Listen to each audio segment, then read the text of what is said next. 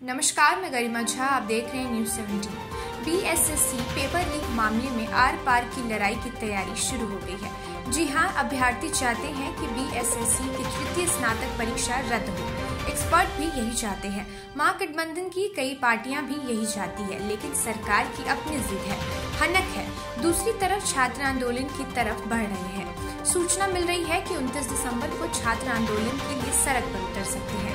BSSC की leak होने वाली परीक्षा को लेकर आगे अभ्यर्थियों का क्या करें, इसको लेकर एक मीटिंग पटना कॉलेज में आज होनी है। छात्र नेता दिलीप कुमार ने बताया कि 26 दिसंबर को 2 बजे पटना कॉलेज में एक मीटिंग इसको लेकर बुलाई गई है।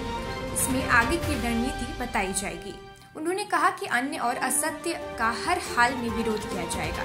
विरोध नहीं किया गया तो प्रतियोगिता परीक्षा में धांधली सेटिंग करने वालों का मनोबल बढ़ता जाएगा। उन्होंने कहा कि प्रतियोगिता परीक्षाओं की 70 से 80% सीटों की बोली लग रही है।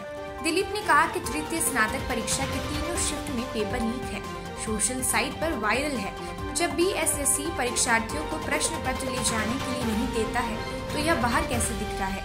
इसका साफ मतलब है कि प्रश्न पत्र लीक है। उन्होंने छात्रों से आंदोलन के लिए सड़क पर उतरने की अपील की है। 26 दिसंबर को छात्रों की होने वाली मीटिंग में पटना के छात्र छात्राओं का जुटान होगा। पटना में निगम का चुनाव 28 दिसंबर को होने वाला है।